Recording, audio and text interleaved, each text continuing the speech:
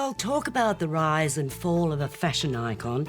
Much like the documentary about McQueen, Halston documents the life and times of Roy Halston Howick, who emerged from his background in Iowa to become the milliner at Bergdorf Goodman, who put that pillbox on Jackie Kennedy's head and created a sensation.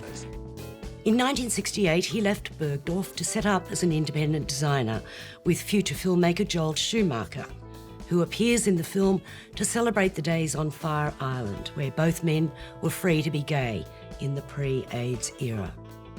The initial collection was a stunning success. He designed clothes that were elegant and easy on the body. Amazingly, he cut designs on the bias from a single piece of cloth.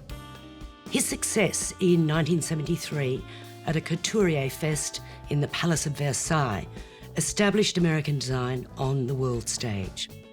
Subsequently, he sold his company to Norton Simon, headed by David Mahoney, and the money flowed. Halston lived an immaculate high life with best friend Liza Minnelli, who always wore Halston. They partied at Studio 54 and they got into drugs. She went into rehab, he didn't.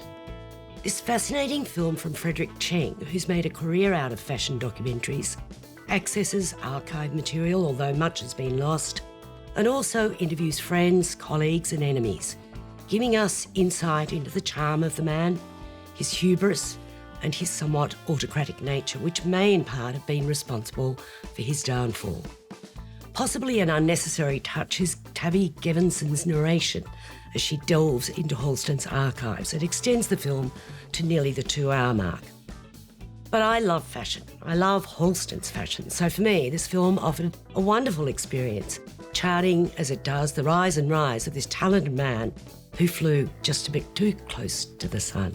Yes, it's a pretty interesting movie on so many levels, I think. It's really about the intersection of art, fashion and commerce, because it's his dalliance with capitalism that completely brings him undone. And it's a salutary lesson for anyone. If you're an artist, don't get involved with capitalism. Though, as Truffaut once said, if you want to be an artist in the afternoon, you have to be a businessman in the morning. So there are sort of lessons on lessons in this. And I love the way Cheng kind of, the style of presentation.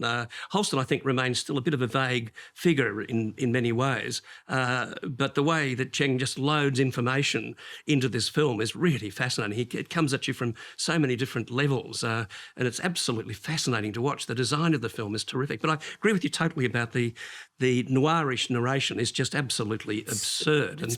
It's just ridiculous. It's kind of like an homage to Dashiell Hammett, at the beginning. She's like a strange detective figure going in search of the real man. Yeah, let's find the secret archives. Let's carry, so it's just absolutely ridiculous.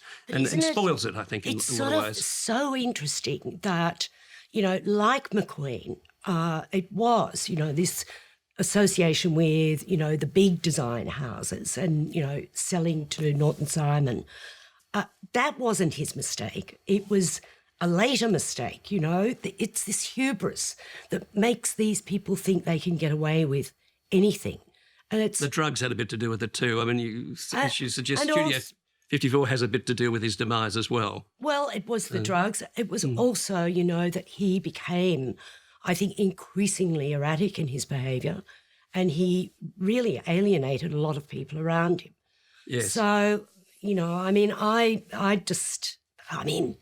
the clothes are so fantastic. Yes, I love the comment by one of the models who says that these are the sort of clothes you can wear without underwear. Yes. Well, he did. He just draped them on the women's bodies. And, all those models really adored him. Yes. Look, I think this is a really fabulous documentary. I'm giving it 4 stars. I'm going to give it 4 as well. It is very, very interesting. Suddenly he was cast adrift. I said, you don't own your name, pal. We own your name. It was his company, his workers, everything he was fighting for.